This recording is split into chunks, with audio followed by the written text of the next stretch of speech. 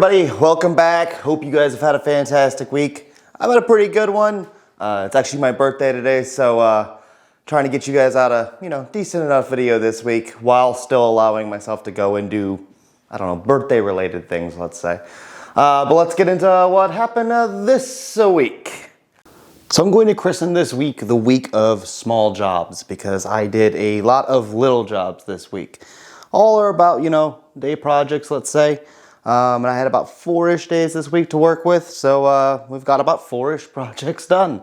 So let me show them to you guys. I think the small things count. Obviously, the details matter. So let's get into some of the details. First thing we're getting into is going to be this toilet seat that both Kim and I have had a little bit of a hand in sanding up, getting it ready for a new stain. I wouldn't have sanded it at all actually, but we had a decent little chip or a crack here that I put some glue in and got that back together.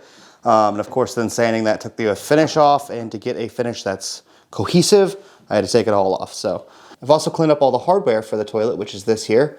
It got a alcohol bath and just a quick cleanup. Again, I want these things to be quite sanitary because it's a pretty old toilet seat. Who knows how many butts have been on it, but I want to make sure that it's at least clean and nice, and same thing with these brackets because not everybody has the best aim, and I'm sure they had something on them. So alcohol bath, steel wool, shined them up, they're looking nice.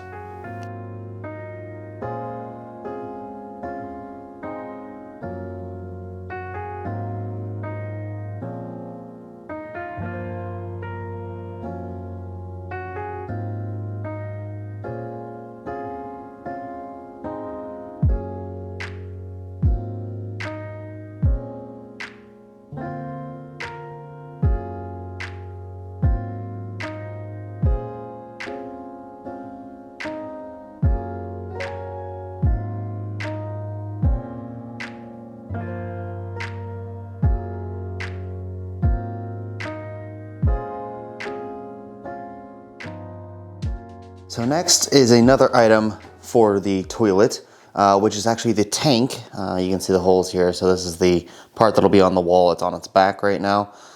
And so what I've had to do here is strip this. This was covered in kind of gross orange, way too clean looking polyurethane. And of course we've given it a bit of a different treatment here because poly, it just doesn't look right. It doesn't look like it works with the rest of the house. So I've had to strip it. And one thing I've learned from stripping this thing is that polyurethane is about the least fun thing to strip. Pretty close up there with that linseed oil paint that I keep encountering in certain places in the house, mostly the bathrooms. So yeah, it's been kind of fun, a little bit off and on. Essentially I just let this thing soak in stripper, and then most of the poly tends to pop up. But it takes a few hours, as most things take just a few minutes. So we've got the tank looking pretty good. I do think that I'm going to need to take some of this back down a little bit because it's a little uneven. It's actually a lot uneven. But the big deal is that the polyurethane's off. And, we might leave a little bit of the darker stuff in the grooves, and I think it'll look quite nice. So, yeah. So we won't have that problem of the wood rotting or anything from the inside out. Odd to me, though, they never did put poly in here. I didn't actually strip anything. There's a little bit of overspray when they sprayed it up here, but they never actually got any down here in the base. And I'm like, the water's connected right here. Did they never think you'd get a little splash from the tank down there? I don't know.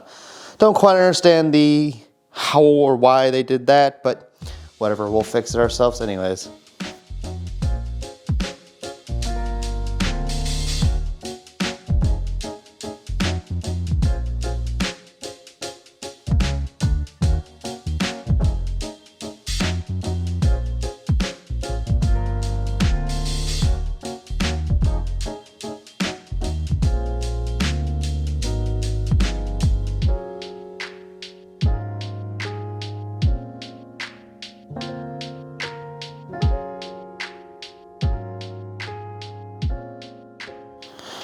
And last but not least, up here anyways, is this bracket I built, which I have to say turned out quite well. This metal bracket actually came with the house. It was in the dining room. What it was originally for, I'm not sure. I assume it was probably a sink. And I'm assuming this sink had certain fittings because this has, as you can see in the time lapse, has these little ends to it. There's nowhere to screw into it, and there's not a flat platform up here. So what I did was build out this piece of wood and make this fit extremely snugly. And you can see it's got some routed edges on it. It's just a piece of oak, so it should handle water quite well. And we'll be using this to help hold up the sink. Now the sink is a corner sink, so I only need one of these. And luckily, as luck has it, I only have one of these that came with the house. So it kind of works out perfect. Now you might be wondering, Caleb, if this is only one bracket, what are you going to do to support it against the wall? Well, let's go downstairs, we'll talk about the beadboard, and I'll show you that method I plan on doing.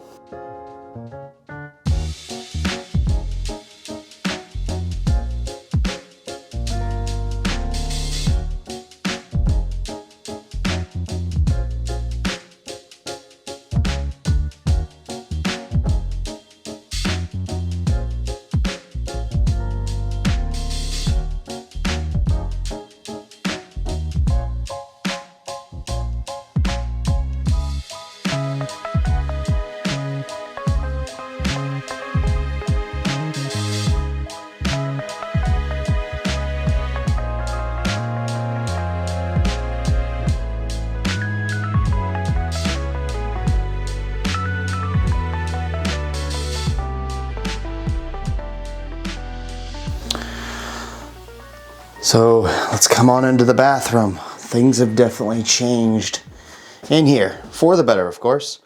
We got most of this wall done with beadboard. Still need to do a few more pieces here. I have insulated behind it, and in the time lapse you can see that right back here I didn't, and that's because that area is still open, along with the area back here, which used to be that maid's or the butler's pantry doorway. So that will get done after I run all the electric and fix the kitchen side of the wall. Then I'll throw insulation in there. So it might be a little bit loud when you're using the restroom until I get that issue fixed. I was going to this week go ahead and do the 2 sconces, but my grandpa couldn't make it up here this week. We're talking about maybe next week. So these will get wired here soon, and I'll stop having to work, and I'll stop having to use the work light that I have here for, well, light. So that should be something that should be going pretty quickly. Kim actually helped put some of this beadboard up this week. She's got a little bit of a video of us doing these pieces here. I'll leave a link to her channel in the description if you guys want to go check out our little video where we kind of just did this real time. I know a few of you guys are going to ask why there's so many different colors on this back wall. These 2 are shellacked already, so that's why they are much darker than everything else. And even though this beadboard's out of the same house, it's the same profile, you know, you don't always get the same color of wood. So that's kind of what's going on here. I think these pieces here were actually the back of something, and they've just absorbed carbon, I suppose, over the years, and they've gone quite a bit darker. But they are the same wood. This one actually in particular has a a really cool grain pattern, which I find quite nice. You see there's a little bit of shellac down there too. I was testing these boards. They all have to be sanded back up, except for probably these 2. Even they need probably a light sanding of something. Then they'll all be shellacked, all be waterlocked, all at the same time.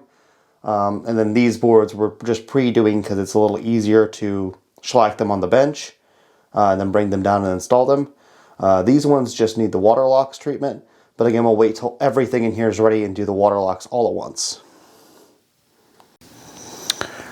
So here's our sink for our lovely bathroom. It's a very nice marble one. I know I've showed it to you guys in the past, but for those who don't know, this is what we're working with. Quite a pretty one. These are actually our taps as well, but there are problems with all of these items. So actually let me flip this thing over and take one of these apart, and I'll show you the problems I'm working with here. So this is the sink, just flipped over. This is the back. That's the front. So we have these clips here.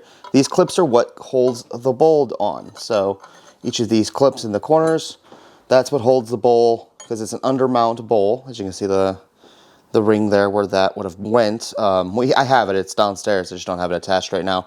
But you can see right here, I'm missing one. So this has been a bit of a mystery to me. I've never used an undermount sink before. Usually everything I use is drop-in. Of course, we're changing that now. So I had to really learn and figure out how to get something mounted back on here.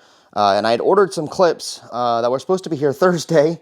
It's now today, Sunday, and nothing showed up. So the plan was to fix this and get this sink in, but Amazon dropped the ball, and I don't have the brackets for that. But even if that did happen and the brackets did miraculously show up, the sink would be mounted, but not functional. So here's the tap, and here's the problem I'm having. I just took the bottom off down here, and you can see there's this little O-ring guy down here, this little rubber piece. It's gotten to the point where it's very hard now, and it has the consistency or feel of clay. It doesn't have any give in it anymore. So when you spin the handle, it just spins. There's no shut-off action because this has become so hard and brittle, I don't think it will stop water any longer. Same thing here, in this part here. There's another O-ring that I probably be difficult to get to, but there's another little O-ring down in there. And that O-ring as well is shot.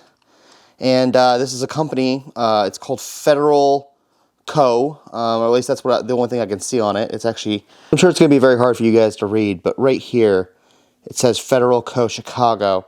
I don't think they're around any longer.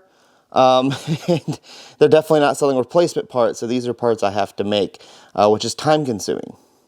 And I think a lot of you guys who've gone through restorations like this understand that when you're dealing with antique items, they take longer to put in. It's not like you go to the store, you buy the sink off the shelf, it comes with taps on it, you put it in the corner, you hook it up to your system, and you're good to go.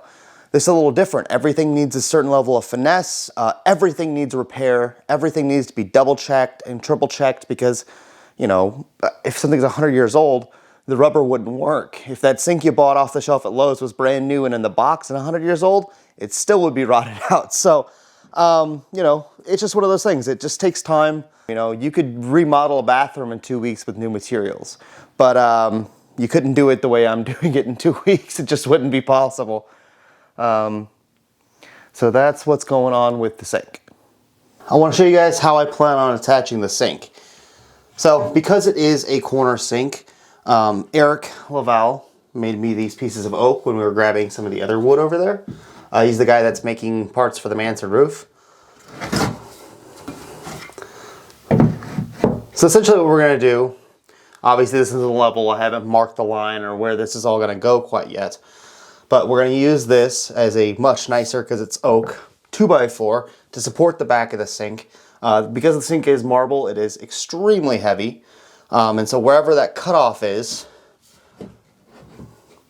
you know, so wherever the sink cutoff is, we'll mount the bracket on this side. So that will go there, which I think looks pretty nice. Obviously it's not quite this wide. And then underneath that, this is actually the trim pattern for some of the Mansard roof itself. And so again, made on Hall & Brown equipment, which is again, awesome. And that's gonna go into there just to give it a little bit of extra decorative look. I think it'll look nice. I don't think many people will come and inspect underneath the sink to see how I held it up, but I think this is at least something nice. So if you do ever come and inspect under the sink, you'll see that I actually put a little bit of thought and care into that process. So pretty excited about with this solution. It's better than, you know, just throwing up a 2x4 that you go grab at Lowe's. It's a more durable wood, oak. It's obviously better for water because it's oak. So pretty exciting stuff there for sure. And with any luck, we might just have a sink at least somewhat soon. I know I keep saying that, but there's a lot of little things that go into making these antique items work. Everything needs attention. I do think it's actually kind of special, though, buying something, caring for it, bringing it back to you know, have a new life in a house like this. When you go and you buy something off the shelf at Lowe's, I think it loses some value. I think it's, again, it's cool that as I fix these items, as I put them back up, as we utilize them again, it breathes new life into them. And to know that my DNA is in every single tiny little nut and bolt and washer and things you guys will never see, parts of insides of faucets and all this stuff. It's cool that like I know how it all works because I put it together, which is it's cool. And most of the stuff isn't like groundbreaking technology, so it's actually rather easy to understand once you figure out how to understand it. So yeah, I'm enjoying the process. And I think, again, if you're a person who wants to tackle something like this, you really need to enjoy the process of this house. It's not something that happens overnight. It's long and it's drawn out. But if you're like me, it's a lot of fun. So yeah, we've got, another step, another day closer to a bathroom. Again, again, this is a kind of abbreviated week because it was my birthday today. And the family wanted to do things, and Sundays are kind of for you guys. So birthday fell on a Sunday this year. I had to do birthday stuff a little earlier in the week, which is absolutely fine with me. Because I don't think I'd rather spend my birthday any other place than here. I do wish I had a bathroom working for my birthday. That would have been really cool, but we're getting there. Tile comes in on Monday. So tomorrow, as you guys are watching this, hopefully my father is bringing me the delivery of the tile coming all the way from England. Wasn't cheap to get here, but we're real excited to have it. So yeah, there should be some cool new things next week. I don't expect there to be a tiled floor in here next week. But we'll definitely keep pushing forward, and yeah, the bathroom will be a success, I promise. So, as always, guys, thank you so much for being here. Thank you so much for supporting us. Until next week, bye-bye.